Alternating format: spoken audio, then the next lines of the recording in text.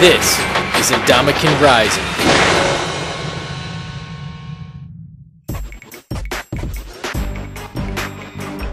Before dominating the sport of football, Ndamukong began his early days as an athlete on the soccer pitch. When my son came up, he was 3, I started teaching him. I wanted him to play soccer. That was my first sport because that's all I knew. And he was picking it up, he loved it. He was a fast learner. I always played soccer. I go anywhere and everything. I always have a soccer ball with me, messing around, playing with soccer, playing with my dad, kicking the ball to and from. And then obviously when my sister, she started playing in I think the 6th grade, I would always be at her games kicking around, going on the field at halftime, shooting goals and trying to do banana kicks and so forth. So he would practice his banana kick. That was like his favorite thing, was the banana kick. And sure enough, he practiced that one morning and then would go to his game maybe 2-3 hours later, and sure enough, he's scoring off of banana kicks. Size-wise, he would be height-wise. 2 of the other kids that he would play with, I think they were maybe like 10. And one of the kids fell over and, was like crying and, was finally getting over it. And my brother goes and, instead of like patting him on the back, he picks him up by his shorts and he looks at him and he goes, "Are you okay?" And then sets him down. And I was like, that just shows the difference in size. Obviously my hip check's going to be a little bit more than somebody who's 180 pounds and 5'6", and I'm almost 6 foot and 250 pounds. So I mean, I got a little annoyed with the unnecessary calls in my view. Because sometimes he come out crying, "I didn't do anything, I didn't do anything." I said, "I know, don't worry about it." Eventually too big and too strong for the game of soccer, Ndamukong fell in love with a sport that was unfamiliar and frightening to his family.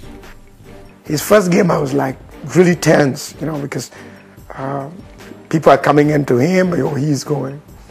But he came home and he assured me, he says, "Dad, you know what?" I said, "What?" He says, "This is the game that I want because I can hit people and don't get blamed for."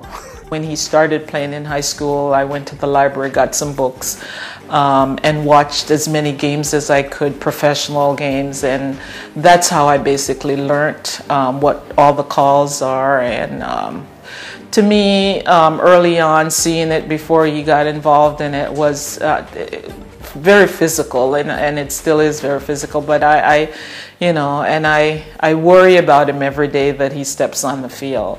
But I've grown to become a little bit more comfortable watching him play and watching the sport. By the end of his high school career, Ndamukong had a few years of football under his belt and had developed into a force on the field.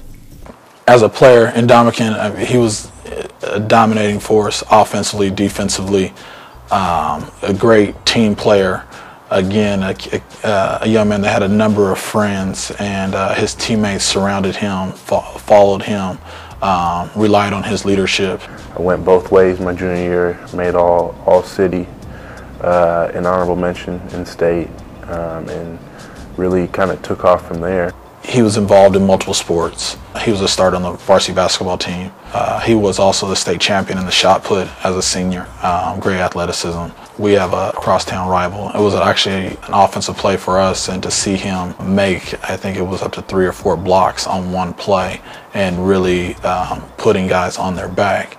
It was just, it was amazing to watch. It wasn't, my assignment or my job is to block this one particular guy, but after he took care of this guy, he looked for someone else to block, and just his effort on that play was just amazing.